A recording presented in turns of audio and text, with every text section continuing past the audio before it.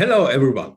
Today is a great pleasure to me because I have Richard Orlando on my Global Wisdom Talk. And what I can tell you, that was a little bit of a hard story to get him in this session. But now he is here. And before we jump in our talk today, our big topic, and I will call it as a big topic, is legacy. And Richard is, from my perspective, just one of the exceptional experts on this very, very important topic for each individual. It doesn't matter whether do you have a large or small legacy, stuff like that. In the end of the day, it is just a question, what will be last from each of us? Because as the Romans says, memento mori, please consider you will die, and so therefore it is just worth of a consideration to produce or create something that will be last. Welcome, Richard, to our Global Wisdom Talk today. Jan, thank you. And I'm sorry if there was any challenge to the coordination, but I'm more than willing to be part of this conversation with you. And I hope what we talk about inspires and clarifies for some of your listeners a way that'll help them maximize their legacies. So Yes, let's go. absolutely, Thank you. absolutely. So it is. I will take the ball once again in your field. Please give our audience just a quick short note. What are you actually doing, and please give our audience just an overview what you're doing. Yeah. So the short version is I founded a company in the United States, based in the United States, called Legacy Capitals, which is quite fitting to why we're chatting. And as you heard me say, capitals is plural in my firm's name intentionally, as you know, Jan, that the philosophy and the belief is that we are all comprised of more than just financial capital, whatever that level amount is. Right. And as we've talked about, Jan, the work that we're involved in is really serving the families that have a significant amount of financial capital, but may not have not invested as much in the other capitals. In our case, we use the acronym FISHES: Mhm. financial, intellectual, social, human, and spiritual. So that's the firm. Our team every day has the privilege and the responsibility of serving families who are on, whether they use this language or not, are living in a way that's creating a legacy. Right. And they're doing that in the context of a family enterprise and family wealth. Secondarily, that's our primary mission, but secondarily, and our other mission as a firm is to equip the advisor, that I'll put it in the technical advisor, the legal, the tax, the wealth management, that part of, and a very important part of planning, equipping them how to work more along the side of the client on the other capitals, the legacy planning side. And if it's not clear, we don't do any of the tax, legal, or wealth management. We are a family office complement to that kind of work. Okay. Great. Great. So let's jump in. Yes. What I've often recognized is, Richard, many people use the term legacy, right? So, but unfortunately, if I mean, let me take this example. Ask 10 people what is actually a legacy. Potentially, you get more than 20 responses, right? Yes. And in some cases, also these wonderful and very important word in a sentence, legacy, will be disused or misused as a buzzword, right? So, what is legacy actually from a holistic point of view for you? Well, given that this is a topic of relevance for you and I in this conversation, I looked up legacy a little while ago because I've done a number of presentations on this topic. Doesn't mean I know everything, but I hopefully have some clues now. But I think the definition in a dictionary is something along the lines of what is left behind, primarily defined, not only, but primarily defined in some material way. Right.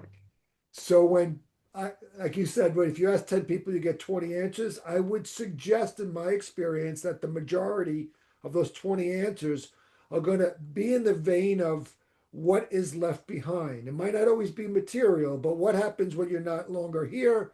What are you going to be remembered for? Things like that. And I would say that is part of the definition, but let's go to the next level.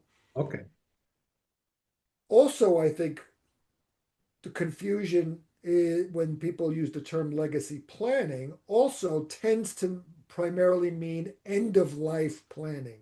Hmm. When I'm no longer here, what happens to my company, my assets, Yeah. my philanthropy, right? Again, end of life planning is valuable, um, needs to be done. I've done it.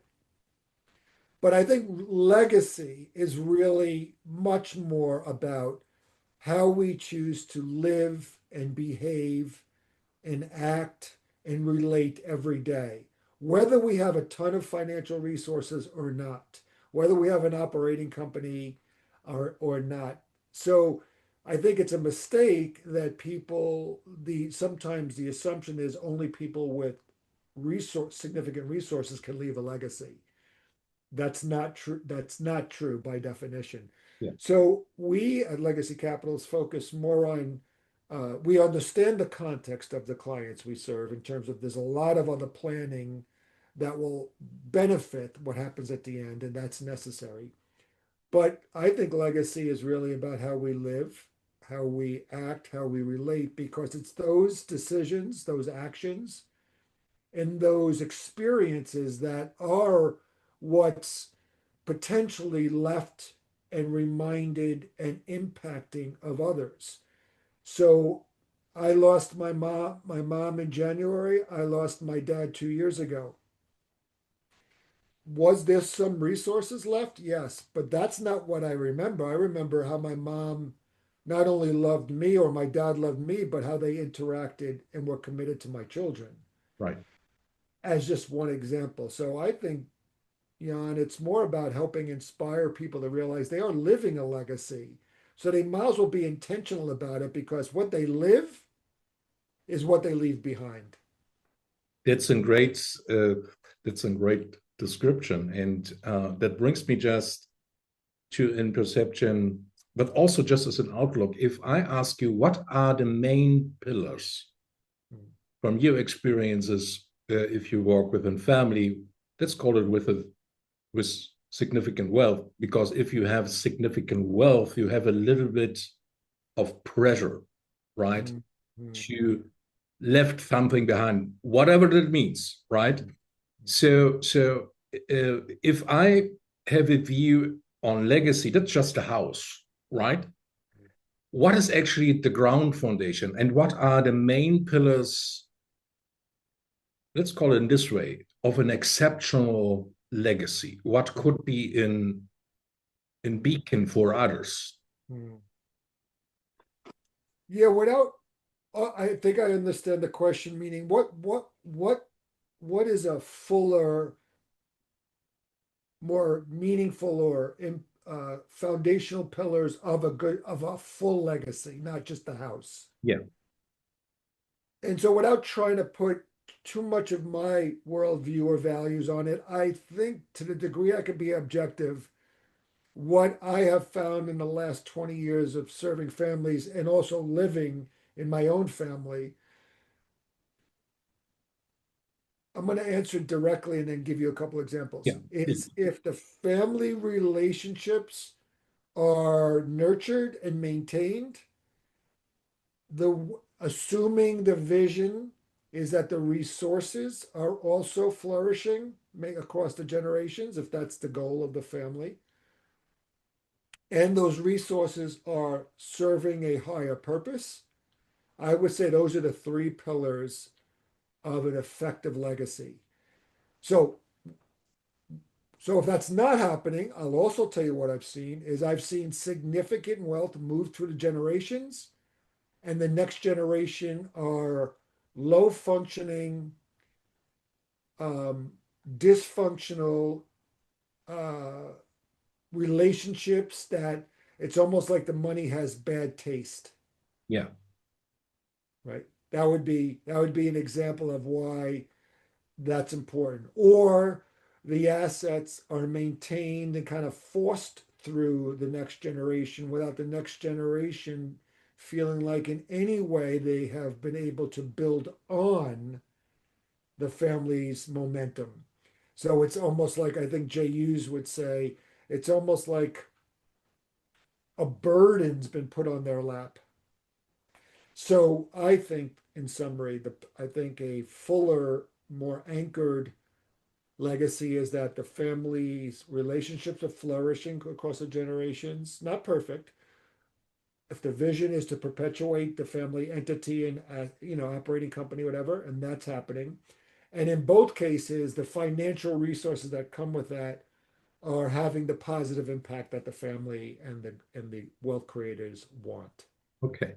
So if I give you this example, and I've experienced this through in discussion with a second gen family member, we had a discussion back and forth about legacy and purpose and all these stuff. And he said to me, Anderson, yes, my parents have structured in legacy, but it was paperwork, right? It was just a framework around our family. But if you have take a proper look on this, actually, there wasn't any action on this. It was, yeah, we have this legacy, and this is just what our family just indicates for or stands for. He said to me, he have considered, coming back to this example, what you mentioned, okay, he inherit something, also the legacy or framework of the legacy, and he said to me, I'm just more considering how I can stay as a family, but also as each family member, how we can stay relevant for each other in our family, Mm, but also if we are stand relevant in our family for each other, we can stay relevant in our society. mm, mm, He said also to me he is in a strong consideration on regards of this. You mentioned this, one of these fishes is social capital, right? And in his interpretation, he said to me, social capital is for the next decade, for the next 30, 50 years, one of the most important instruments for each family. He said to me, very few have understood this because the most are acting in the darkness, right? And he said to me that could be not so valuable in the future. And he come up with the question, and I will transfer this to you: how I can combine all these dots, mm, relevance, influence, significance. He said to me, for his, it is just unclear how he come to in process what will be evolving over generations, right? mm, mm, Uh, just like a tree that will be grow, and he come up with this question. He said, I don't have any clue how I mm, can make this. He said also to me, please consider that if there are more families of significant wealth, by and large, we will compete for resources, for investments, and stuff like that.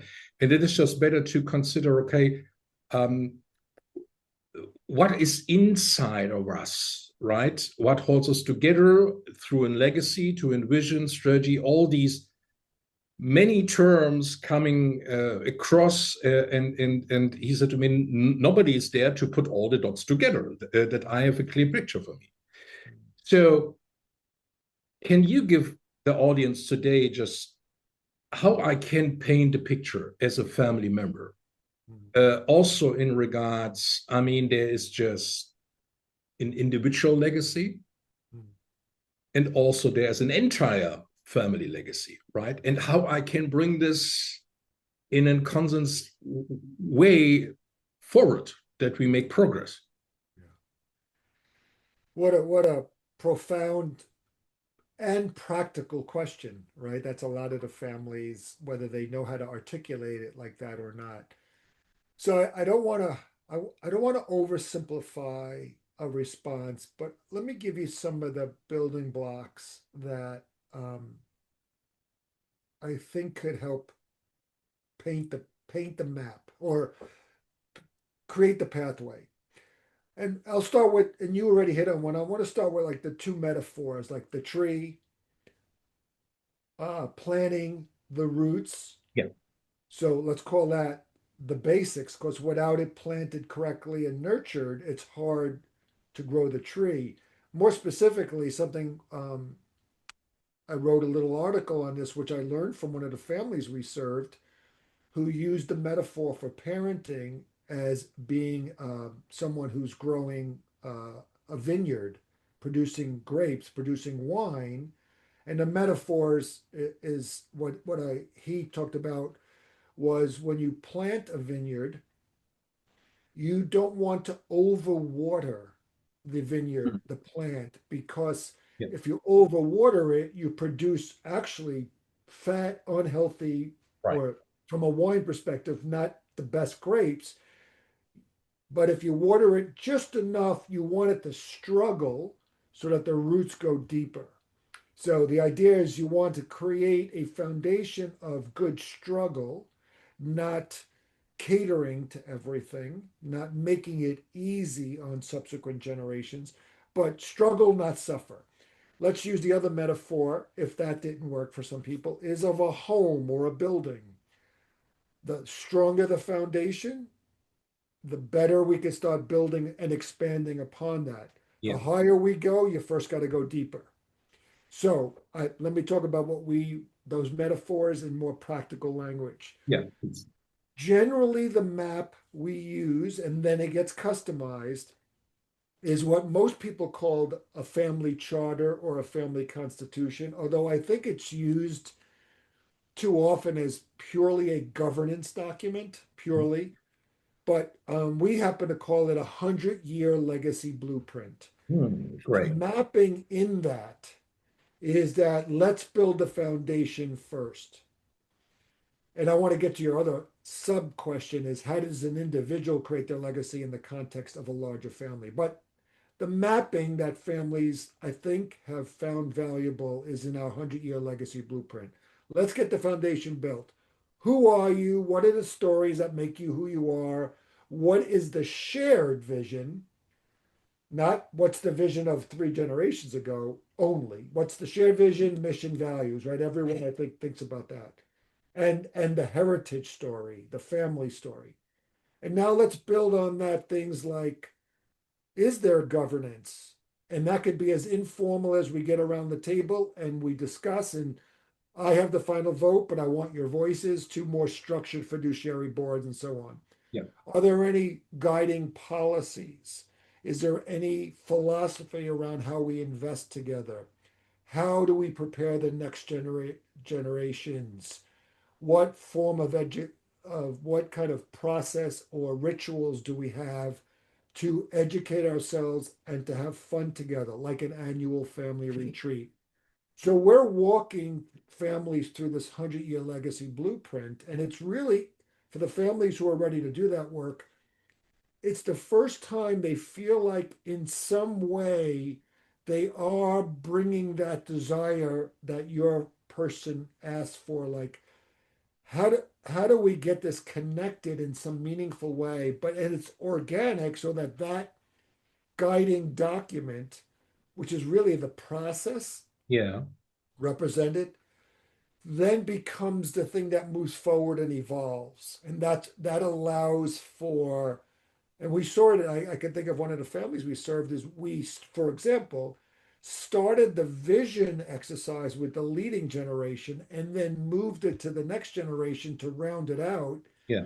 And their aha was that if we don't influence this, most of that vision that they have is going to, meaning their parents, was going to be on them to pull it off because the vision was much late, whatever, 100, I think a roughly 100-year vision. Yeah. So that's, without oversimplifying that very important question, in there is the purpose, the foundation, the metaphor of the roots, and then some scaffolding and guidance, intentional guidance for the generations. The individual versus the family legacy. If I might, my PhD is in family systems, family psychology, and there's a concept, a foundational concept in there between autonomy and intimacy. And it's this dance, this tension, this struggle in a good way that happens in families is on one end of the continuum, and everyone has to fold into one look and feel. And on the other end is we have all independent parties who have complete autonomy. And sometimes what we do in our engagements is literally have the family talk through that. Like, where are they on the continuum? Like bringing this unconscious process into a conscious Mm. understanding, and then being more intentional about, is this where we should be to keep flourishing? Yeah. And a second part, and then I'll pause, to that has really been interesting when we have that exercise, is then when you have married ins in the room in that discussion, you'll see that their family of origin might have been a different cultural tension where they were on that autonomy and intimacy feeling, not feeling, experience in their family. So I'll pause there. There's more to say, but I hope that provides that rhetorical question that your client or your colleague asked. Absolutely. Yeah. Absolutely. Very brilliant and much appreciated. And that brings me through and thought what is many times in my head, and this thought is just my perception and my projection on today's situation on the landscape of family wealth is just that we are standing on a crossroad. And the crossroad, what I mean is just that the families of the future, the newer generation of the families, will be little to with the traditional um, families, structure wise, mindset wise, and stuff like that.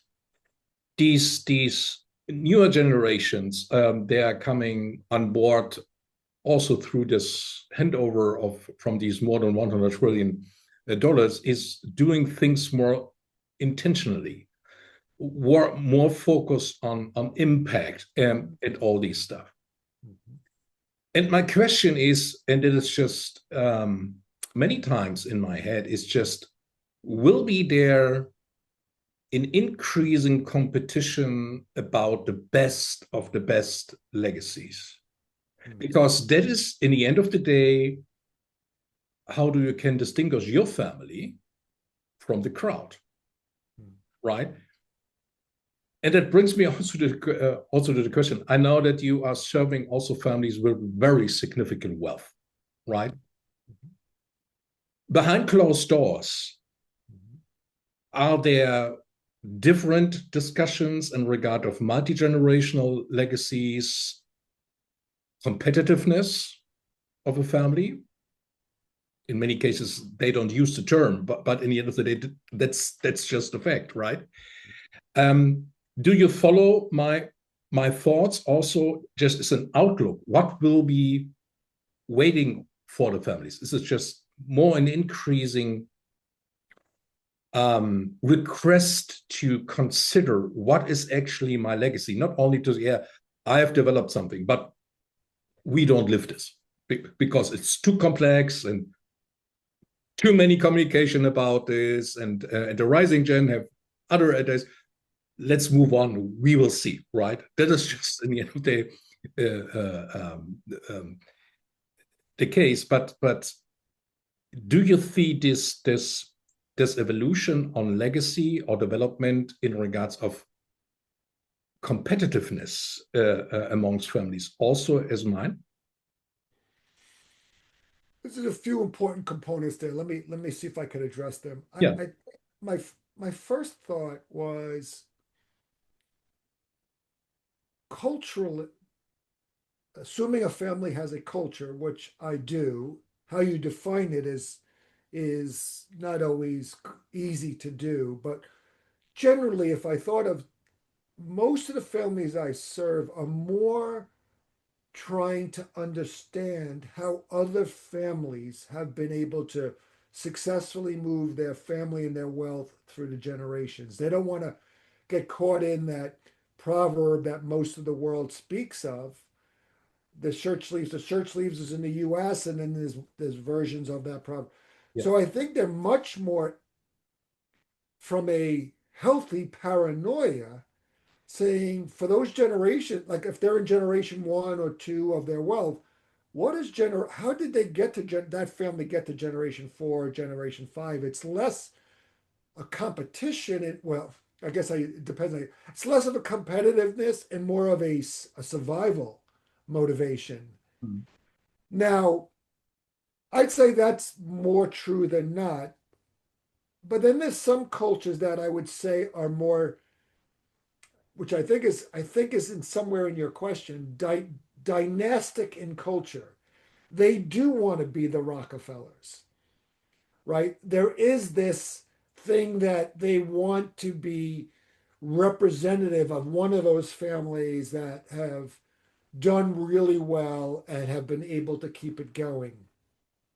So there is some of that in that sense, competitiveness. I see, but I still say, in my experience, most of it is how do we do this? Especially for the early generation. So one of the value services that we bring to our clients, family clients, is I've done like you and I are doing, but I've done it with a lot of our clients, family representatives. I've interviewed them and recorded them, and they know this, and they give permission for the sole purpose is of allowing other families to hear their stories Mm, great, great. because that's as you know, and probably most of your listeners know, statistically, it's a tiny percentage of people who have this level of wealth, and they don't have the exposure to how the Beretta family in Italy has made it to generation 15, right? So I see it more like that. The other thing you hit on, and then I'll stop again, I'll pause, is I don't know what the future is going to bring. And I'm in a good way, and my team in a good way is wrestling with, you know, AI and the impact and each generation Z and out the new alpha generation or whatever the new term is now. I'm not smart enough to predict how they're going to take this idea and evolve it or address it. I think more in terms of systems of open systems and closed systems, Right. or the famous quote, "It's not the strongest or smartest that survive, but those that adapt." I think what we're trying to do in the families we serve is build in a system that can adapt and evolve. But we're not good enough to predict what 50 or 100-year family members going to think and how they're going to impact the family's larger legacy. Yeah, I mean, I'm with you. Stress this my own projection in so many cases that my own projection is that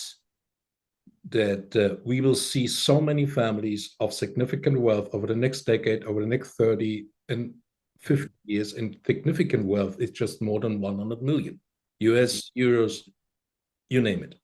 Mhm. And that that is also, I mean, on one hand, I use the term also many often, democratization of wealth, right? I mean, if you have 100 million or 800 million in your bank account, who cares in the end of the day?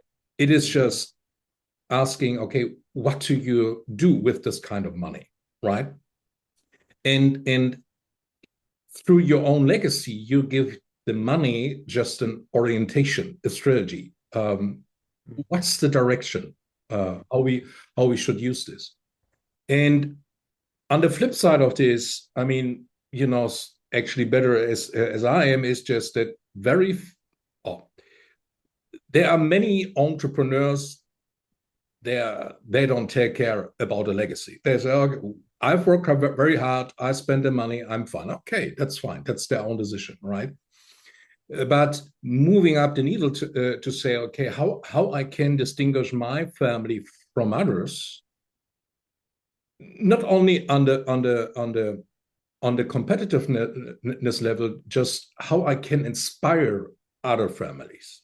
Coming up to your point, and that is what I'm standing for an open system, a family of affinity, a tribal family. Mhm. Maybe build up a dynasty. Why not? Right?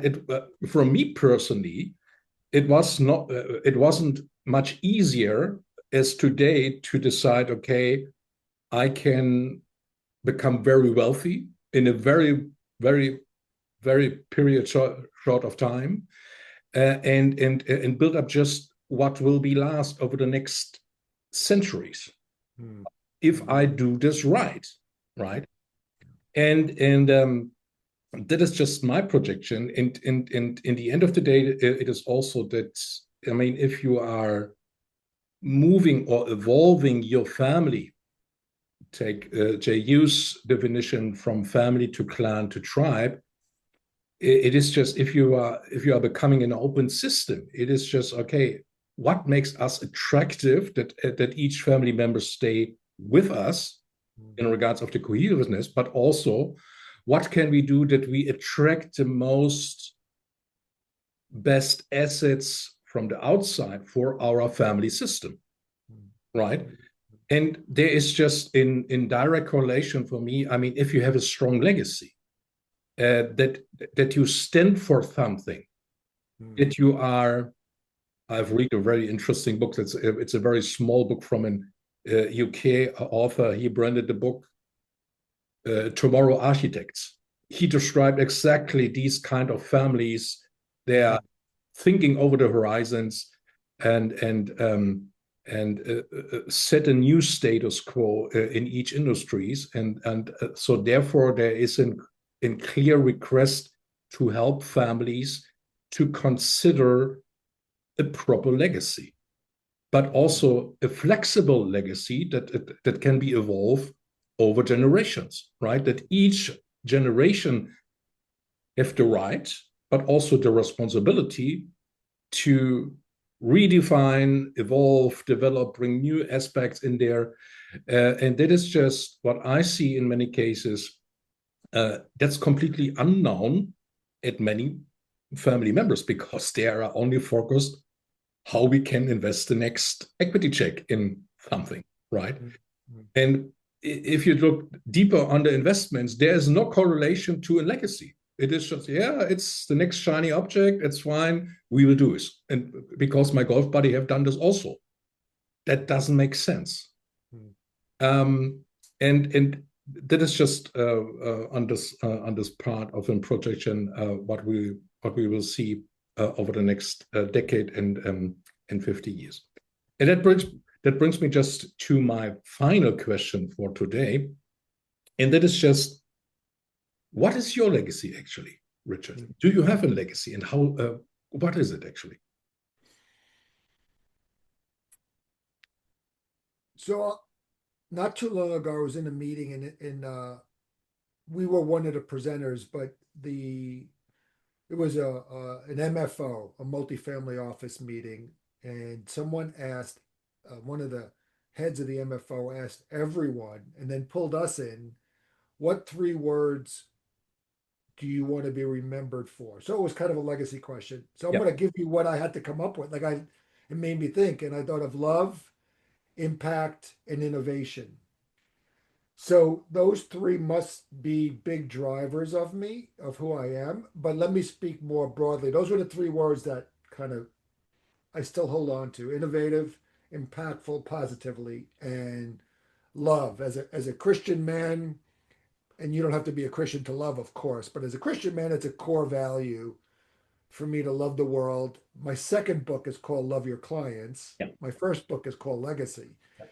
But I think for me, it's a combination. So those are the words, but it's a combination of first positively providing those three principles to my wife and my children, so that I am setting them up to flourish in life. And Legacy Capitals and our team to do the same. Because Legacy Capitals, if we continue to earn a place in some of these families' lives, that we should love them, positively impact them, and innovate and or inspire them to live, and that's where we started, to live a legacy as they define it with purpose. And I think if I do both of those decently, then I would say that's my intended legacy. That's great. That's great. Wonderful. And before we jump out, here is my final question, and this question I asked all of my guests.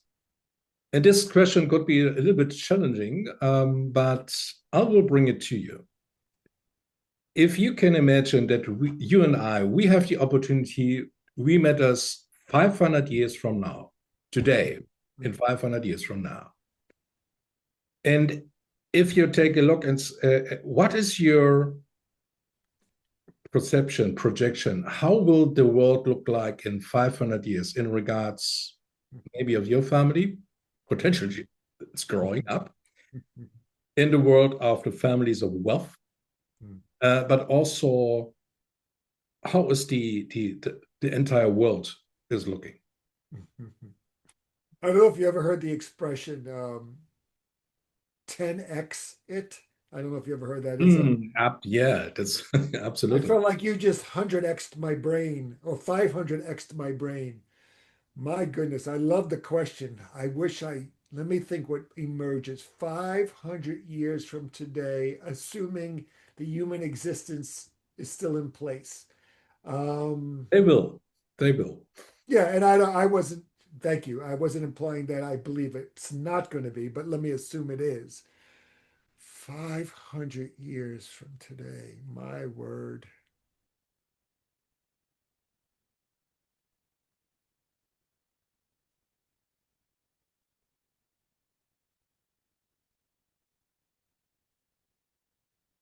My only answer is it's going to be very different.